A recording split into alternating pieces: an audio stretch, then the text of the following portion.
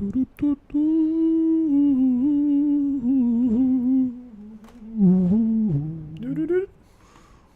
and gentlemen, this is Joe Jin Movie So Awesome. I'm Joe. I'm Won-Jin. Today we're going to start off with the movie Sinners, starring Michael B. Jordan, directed by Ryan Coogler, who directed Black Panther.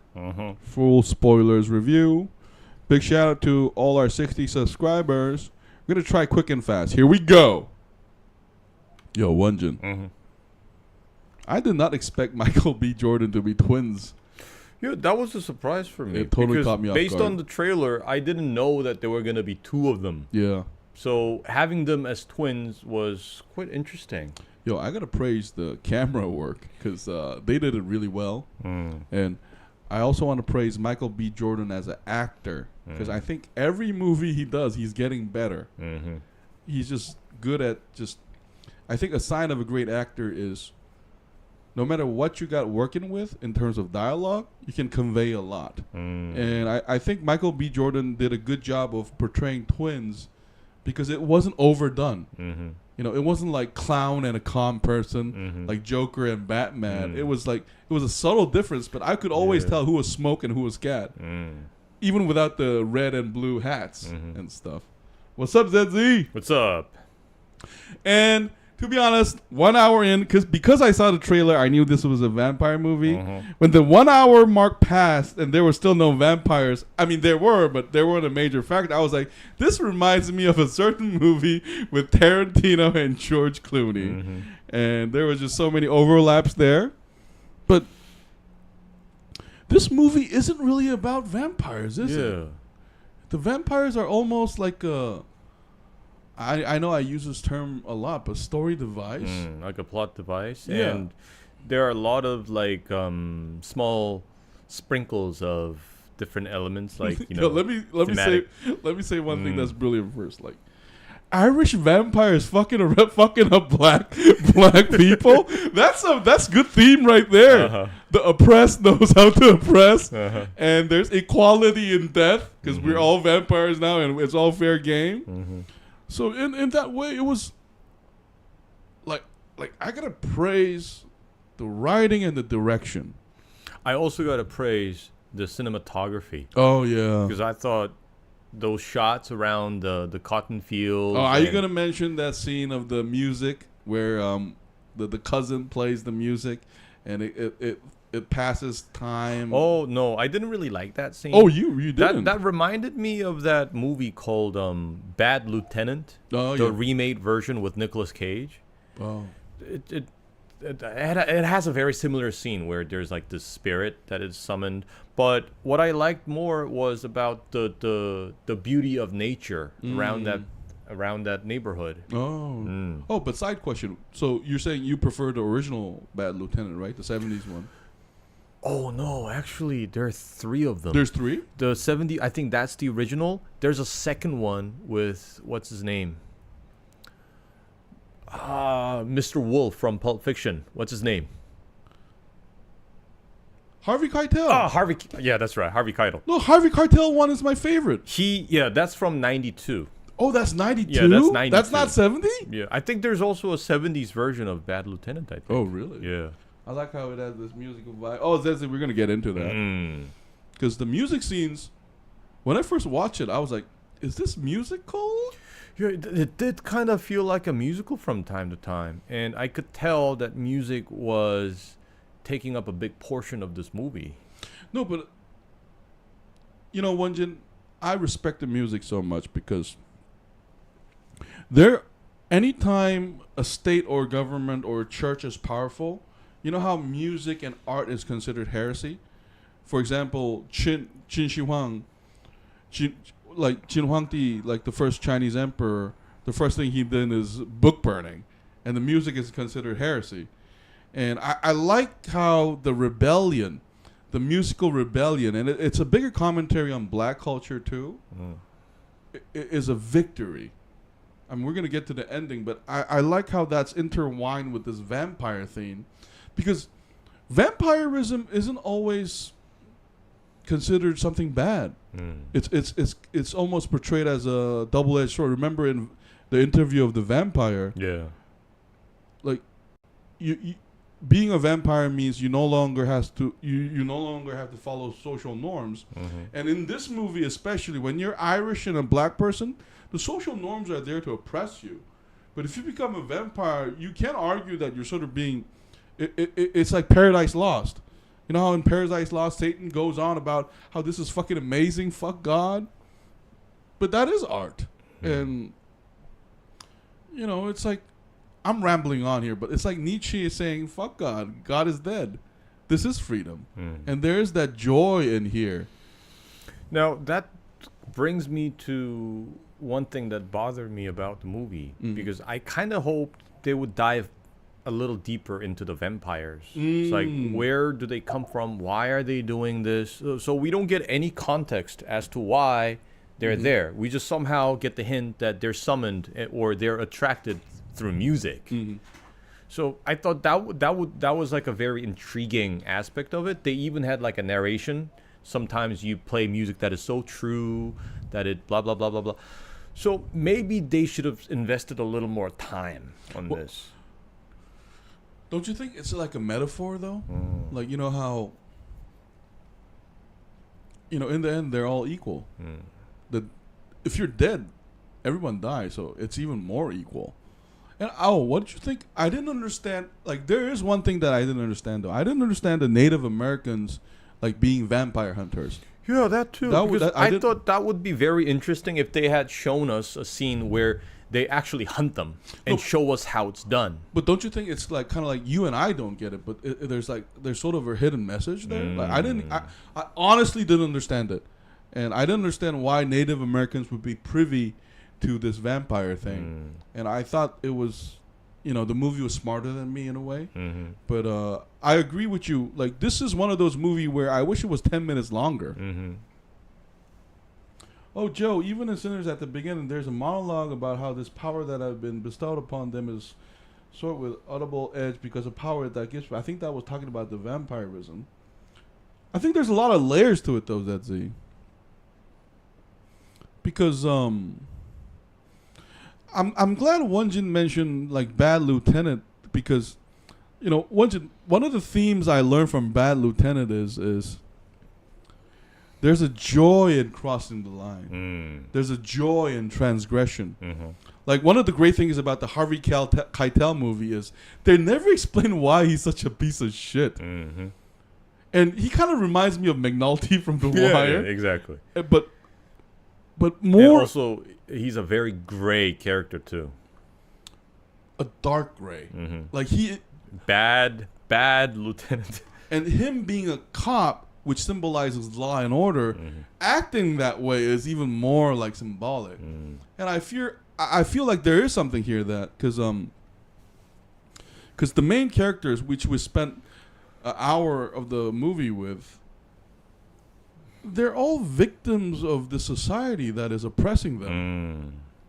Like, you know, another thing I learned from that is the Arrow actor, I don't know if she's really like, what do you call that? Like, she's black, but she doesn't look black. Oh, not Harvey.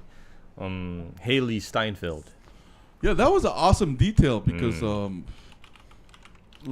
according to what the movie told us, her character was supposed to be like 1/8 black or something. Her grandfather was like a mixed African American, I think. Was it? No, but you remember what Skate told her? Like, I love you. That's why I wanted to marry a white person and be incorporated to that.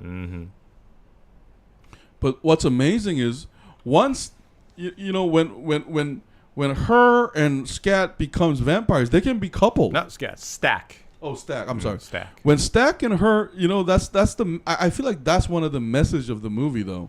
Oh, okay. Her maternal grandfather, Ricardo Domison, was of half Filipino and half African American descent. Maybe that's why she was cast.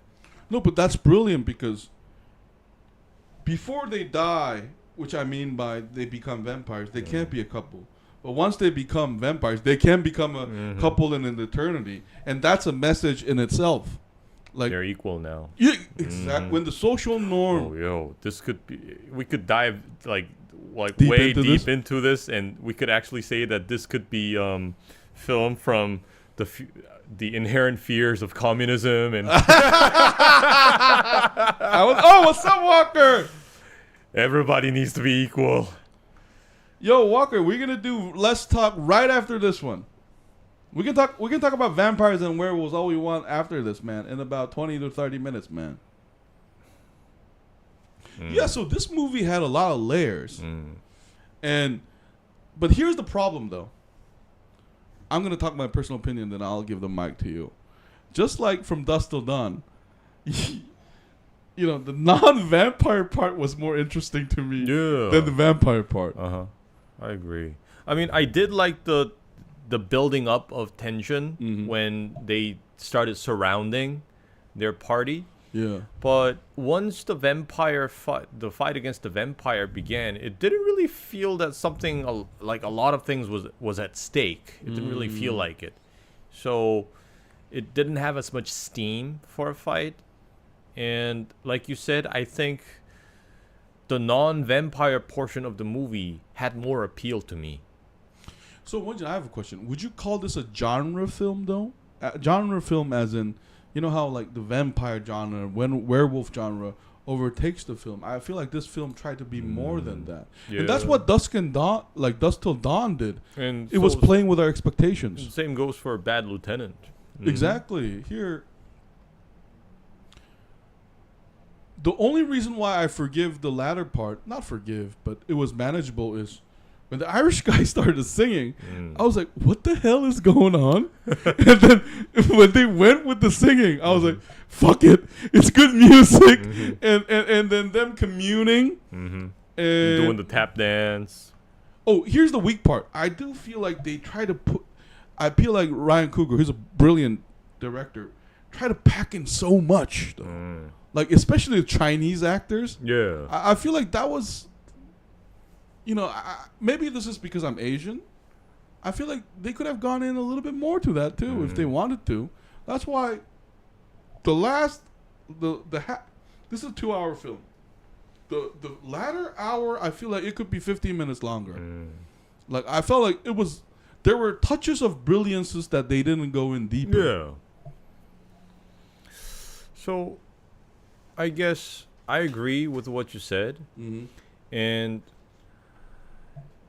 Just it's kind of hard to dismiss the movie because of the things that I consider were lacking. Because, like you said, if you kind of watch carefully, there are a lot of layers to the movie, and it's just that they don't further develop these ideas. Yeah. So I can't say that it was brilliant, but still, I cannot dismiss this movie as something that was just okay or horrible. Yeah, I mean. But I gotta praise the music score and because the Irish fire thing was brilliant. When these vampires started dancing around in front of the people that they're about to kill, please invite us in. That was fucking hilarious. And I wish there were more dark jokes there. Like I wish like Smoke was like, what the fuck is going on here? And I was hoping, you know what I was hoping? I was hoping Smoke would go up the second floor and start sniping them like the vampires. Like this is an afterthought, but I thought there could have been so much more. Yeah, because they hinted at the trunk, which supposedly had a lot of like a cache of weapons, but later on it was revealed that it was being saved for some other purpose. Yeah. But I was hoping that trunk moment would come when those vampires gathered. No, but don't you see? Here's the problem with this movie, though. It was very metaphoric in that it's kind of like Game of Thrones. Remember how Game of Thrones kind of hinted that the White Walker fight was less important than the human nature versus human nature fight? I thought they were trying to do the same thing here, where it's not the vampires that are evil, because the vampires are actually, to be honest, quite sympathetic the way they behave. Yeah. Because especially the Irish actor, and the key is in a lot of zombie movies and such. Once they get infected, they usually become very irrational, unreasonable, incommunicable. You cannot really talk with them. But here, it's like they've gained clarity. No, they're more like Mephistopheles because they have a deal. Because remember, when you say invite me in, it's the devil. And they're saying, I have an offer for you. I'm going to kill you, yes, but you're going to reborn freer than you ever were before. and to the vampire mind, that's equal. This is not like other vampire movies. I mean, there are similar, like higher theme vampire movies, but one of the beautiful thing here is I like how Smoke, the bigger fight for him is to kill the white oppressors. Mm-hmm. The vampire fight, it's just like Game of Thrones. It's not about the zombies. They're just like, it's kind of like Last of Us in the sense that the zombies are there to like illuminate our human ugly nature. Mm-hmm. But I didn't.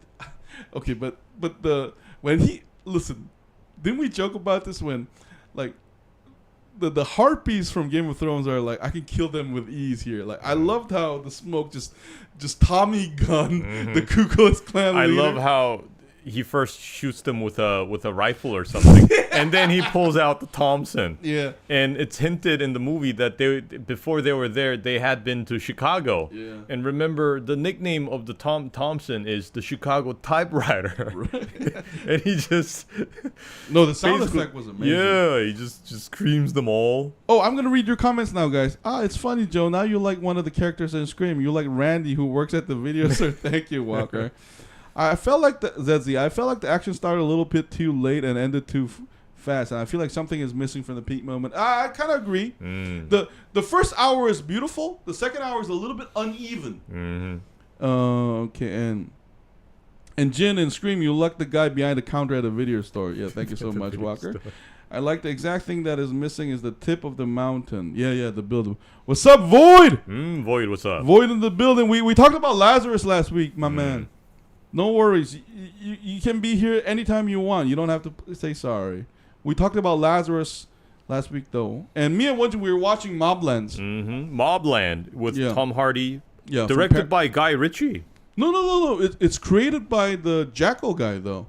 Oh, really? Yeah. Let me search his name. So is Guy Ritchie the executive producer? He's the executive producer. Oh, okay. And he's one of the directors for the episodes. Mobland. Oh, yeah. Ronan Bennett. He directed Day of the Jackal that we loved. Oh. I mean, he created. Interesting. Yeah. He used to be a novelist. Oh, he still is.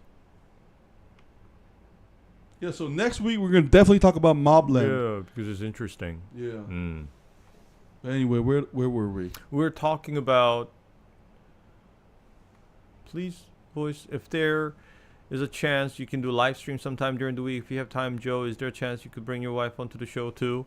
He's not married. Yeah, I don't have a wife, Walker. I'm sorry. And it's kind of difficult for us to do like a midweek session, though. Yeah. Yeah, because we're weekday working. And anyway. Anyways, so I really like that epilogue. I didn't expect the movie to have that epilogue of those, like you said, the white oppressors making a visit. But I'm pretty sure to a lot of people, it gave them some satisfaction because we usually love seeing these oppressors dying. No, but it is a homage to past vampire movies, though. Because you remember, like, Interview with the Vampire comes back to the modern day when Brad Pitt lets the interviewer go. Oh, you mean that epilogue? Oh, by the way, the blues guitarist, Buddy Guy. Yeah, that's Buddy Guy. He's a legend. He's a living legend of blues. Yeah. No, and that's my favorite scene in the film, though. I love it. I thought it was so cool. Yeah, of course, 100%. Like the moment Michael B. Jordan walked in with the Coogee sweater in '92. No, and you know what I respect about Buddy, like the older cousin?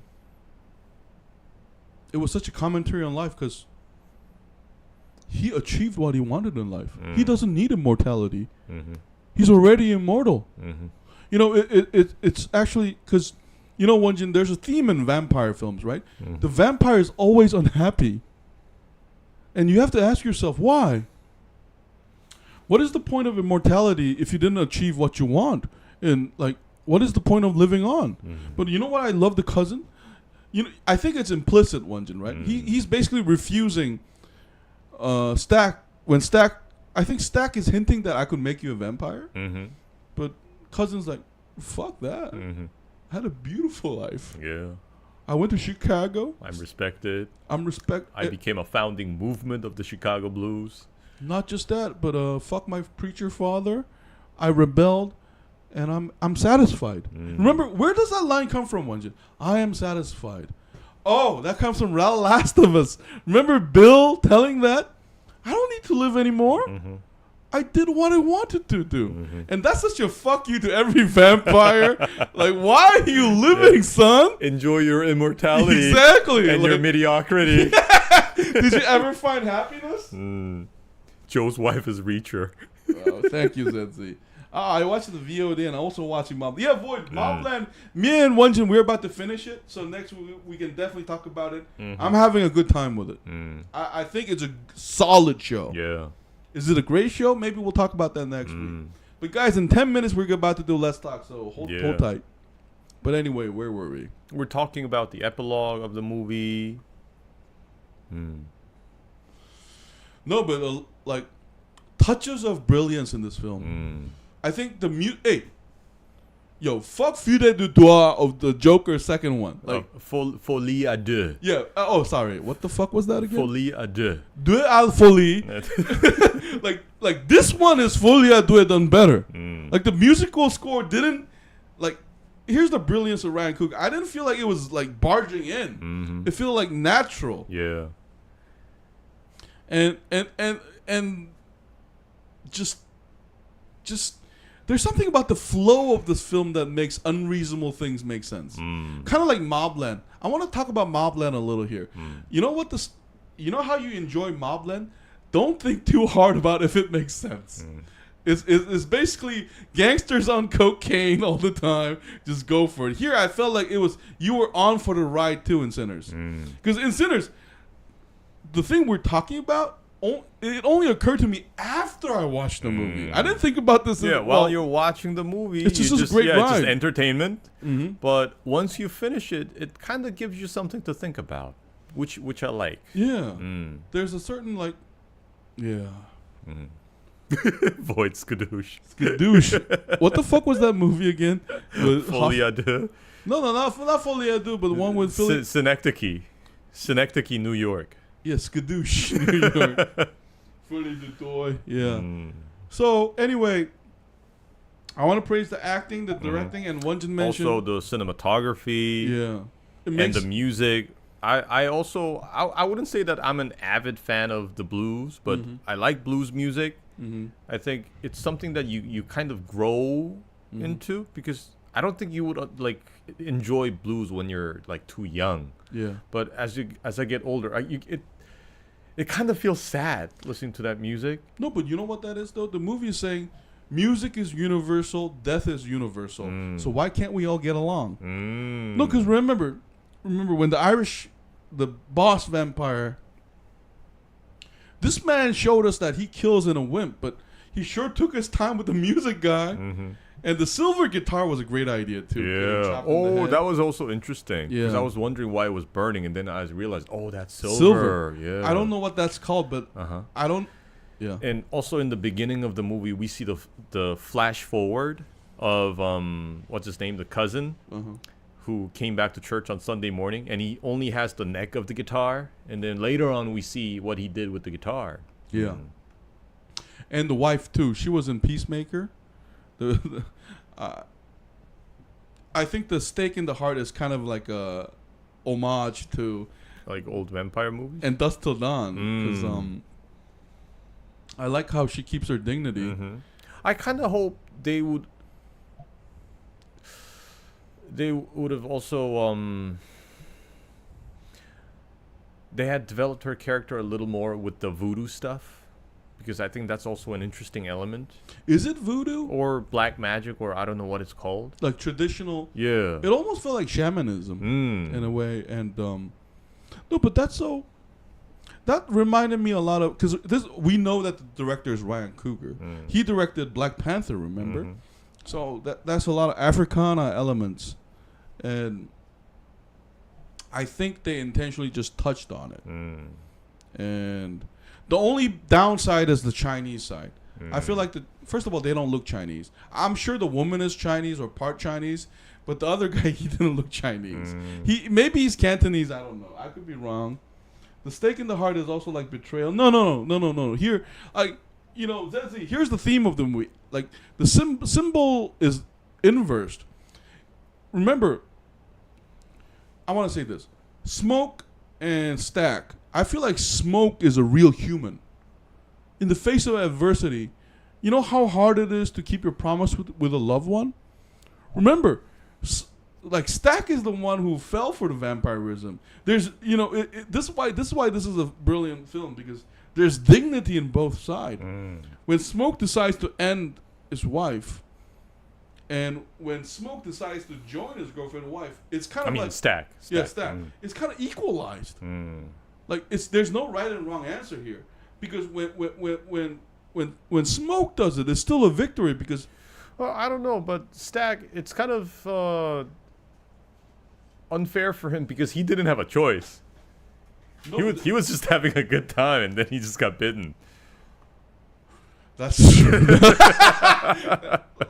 So I think that's a little different. I didn't think he had to go through as many difficult choices. No, but it's unfair for both because remember, like Stack killing his wife like that. Oh, Smoke. Yeah, Smoke. No, I felt like that's how the twin element comes in because the film is asking us who is right, but as an audience, I can't decide who's right. One is saying this could be freedom because remember in the future scene, like Stack says, when I saw him kill his wife, I was like, "Fuck this! I need to get Marie out of here because I knew he was gonna kill everybody." But remember when the calm Michael B. Jordan dies, he's there. The wife and with the ghost of his wife and the child. No, they're waiting for him. Like, so how can we as an audience judge which life is better? He like both of them chose dignity in a different way. Because they both start off oppression, and you have to decide, how do I keep my dignity in this Ku Klux Klan world where I'm a piece of shit? My owner, I get a warehouse, I want to open a juke joint, but they plan to kill me the next day. But both of them chose victory in the sense that the calm Michael B. Jordan decided to play by the rules here in this world. I'll kill my wife because she doesn't want to become a vampire. She wants to stay, and then kills her, and then he kills all the KKK guys, and he go off like a man. But you can't also blame the Stack. Yeah, the crazy Michael B. Jordan, because the crazy Michael B. Jordan say, "Fuck this! I'm gonna bang my girlfriend. We're gonna be eternal Bonnie and Clyde." Like, so that's the beauty of this movie, where like I can't decide who's right and wrong, but they both either go off like a man, or as human dignity, or live like human dignity. Because for the crazy Michael B. Jordan, living off as a vampire is better than living in this oppressive world. Because it's kind of implied that the Chicago outfit, because I'm a history student too, they're pretty Italian. So you know how we watch Sopranos. They got these very specific words for African Americans exactly in their own sense, and we're not going to repeat it. They don't start with the letter N, but they have their own way of saying them. No, that's why I think the ending is beautiful when the crazy Michael B. Jordan say, "Yeah, before he went crazy, it was about the best day of my life." You know why? Because I saw my brother. So I feel like this film is brilliant in that way. Yeah. Now here's the thing, Won-Jin. Did they execute it perfectly? Nah. I think Ryan Coogler could be a better director. Live like human dignity. There we go. Thank you, Void. The blues is a depressing genre, especially 1920s Southern black blues. Don't like it for that reason alone. I'm more into music that instill awe or technically open. Okay, Void. Yeah, because I'm not a blues fan either, to be honest. The betrayals from the wife to Smoke. She betrayed him by being bitten, and turned that means she gets to the other team. Okay. The Smoke has to stake her heart, so for him, that is the worst thing ever. So the fact that he has to do it breaks his heart, while it breaks her heart for real. No, but it unites them though, because I think you could interpret this as a commentary on euthanasia. She doesn't want to live anymore. She has a terminal disease. Assisted suicide. Yeah. And that's and remember, it's not the crazy Michael B. Jordan that saved the cousin life. It's the one that dignified him. And remember, we later know that you got to protect. Don't make my cousin a vampire, because let him have his life. Isn't that beautiful? Like, it's about choice. Yeah. Because once you become a vampire, I don't think. Isn't that what remember in Kirsten Dunst's character in Interview with Vampire, she goes crazy on Tom Cruise because she's saying, "You didn't give me a choice. Mm-hmm. I didn't choose this. Yeah, I don't want to be a child. Did you ask me? I want to fuck Brad Pitt. But I never grew up. I love him. I'm older than him. Like, why can't I fuck Brad Pitt because I look like a child? So it's that theme. And I've like for me, Won-Jin, you can counter my argument here. For me, like the calm Michael B. Jordan character, I related to a lot. All you have is bad options, and you can decide. The only thing you can decide is how you want to die. I kind of hope, though, since they are twins, they would give us more time to like see more of their subtle differences throughout the movie. Well, did it sometimes bother? Like, did it? From time to time, it kind of sometimes gets difficult to distinguish them. It did, especially in the beginning. Okay, for me it didn't though. Like in the middle of the way, like from the way that, because remember, like the crazy Michael B. Jordan has golden teeth in the front two teeth, and the other one doesn't, and he's always on the top floor watching down. So for me, I thought they did a great job. The smoke has to stick to heart. Okay. What's up, Walker? Just eating my dinner while I'm watching the original Spider-Man movie. Nice. So anyway, is there anything you wanted to add, Won-Jin, or? I guess that's pretty much it. So I thought it was kind of refreshing to see like musical element in a vampire movie, and especially like down in the South in the early like the birth days of the blues when it's nascent. So I thought that was a refreshing element. So, among vampire films, would you judge this as top? Nah, I would barely categorize this as a vampire movie. Zezzy, yes, I want to know your favorite characters. My favorite characters? Mine would be Smoke. Is that the calm one? Yeah, the one who Thompson's all those Ku Klux Klan, the boys. Yeah. He's like the voodoo mama. Voodoo mama, that was nice. Yeah. My favorite character is... Guys, it's very difficult. Because I feel like the Irish guy... It's almost the Irish vampire, but... Won-Jin, I think you mentioned this 20 minutes ago. If there were one more scenes where I know more about him, that would have been better. Because I've seen him in this film called... he was with the Death Star director Krennic in this film where they're both in prison, but they're both criminals. And director Krennic plays his father, and he's the juvenile criminal. And they're both in the system. There's this brilliant film. I don't think I've seen it. Oh, he's a great actor. I can't remember his name. But my favorite character is, I guess... What do you think about the Lethal Weapon guy? Who's the Lethal Weapon guy? Which one? Oh, he's not the Lethal Weapon guy? The alcoholic. I don't think that's the Lethal Weapon guy. Okay, I must be messing it up. The guy who wakes up later and then asks Smoke and Stack to open the door? No.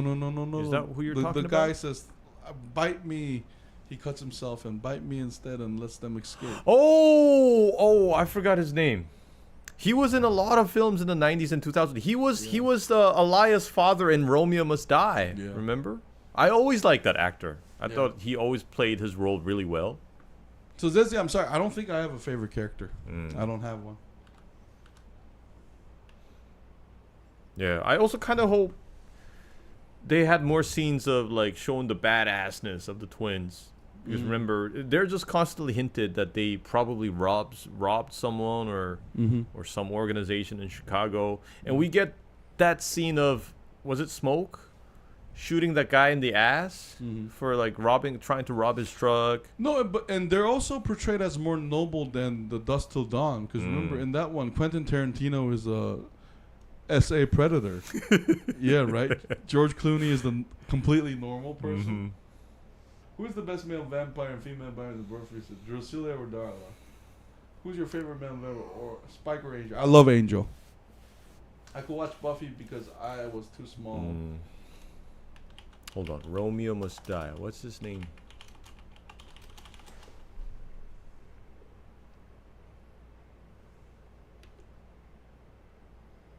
Ah, that's his name. Delroy Lindo. Yeah. That's his name. I don't have a favorite character. But anyway, Won-Jin, let's give a number score now. I would give this movie... I would give it 6.5.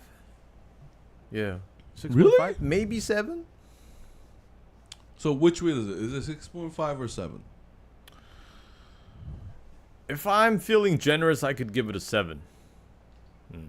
Okay, I'll give it a 7. I'm pretty sure people will appreciate watching like the cinematography and everything. At least they'll be entertained. Oh, Void. I haven't watched it from what you guys are describing. I might not. Doesn't sound interesting. Void, did you watch Dusk Till Dawn? Because if you watch Dusk Till Dawn, starring George Clooney and Quentin Tarantino, I recommend this film. Because finding the comparisons will be fun. Because I felt like the structure was almost so same. So it's like a crime film for an hour that turns into a horror film in the last hour. So the structure is very similar. Except the characterizations of the characters. It's different.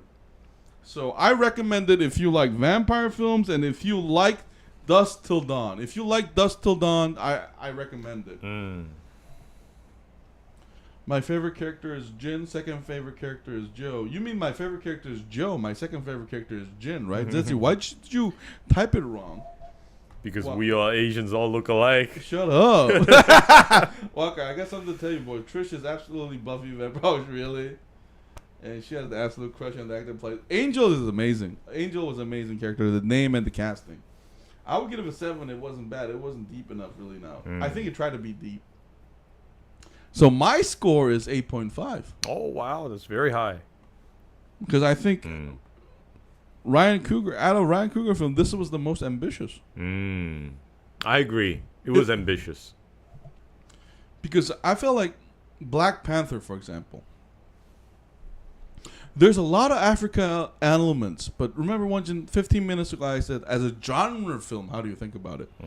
I don't think Black Panther, like, overcame the superhero genre film. When I watch Black Panther, I still think of it as a superhero movie. You know, it didn't become something more than that. Yeah. So here, as a vampire horror genre film, I felt like it kind of became more than a vampire film. That's why I give that 8.5 credit. So I feel like this one had touches of more brilliance. And the brilliance, you know what it comes from? It comes from the writing. I love that. Not just the scenes. Like, because remember, superhero films, just by definition, you have to provide these amazing CG scenes. But here, I don't think they had as a big a budget as that. But there were just so much more layers to it. That's why I think this is beyond a vampire genre film. I would give it a 7. Yeah, I really may think of Meadowgrass Festival, very Jersey-like vibes, Harlem-like. Yeah. So Jojin Movie So Awesome gives this. So what's 8.5 divided by 7? 8.5 plus 7. 7 15.5 divided by 2. 7.75. I think this is the first one that we gave a 7.75. So Jojin Movie So Awesome gives the Sinners 7.75, which isn't so bad. Yeah, pretty good. I'm more of Oh shit! Underworld is a complete. That's a completely different genre. No, that's a genre film. Yeah, that's a vampire genre film. Fuck death. Let's go with the entertainment. Let's fuck with everything we can with the vampire scene, right? Anyway, guys, we're gonna take a short break and come back with Let's Talk, guys. This has been Jojin Movie So Awesome. I'm Joe. I'm Won-Jin. We'll see you guys in 2 minutes. Bye. We'll be right back.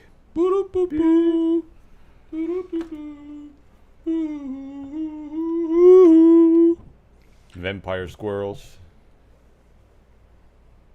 They're vampire squirrels.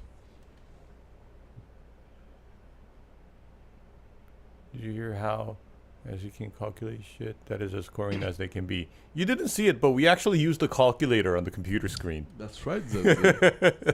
We didn't do it in the head. Why don't you describe us as dumping on kimchi and plaster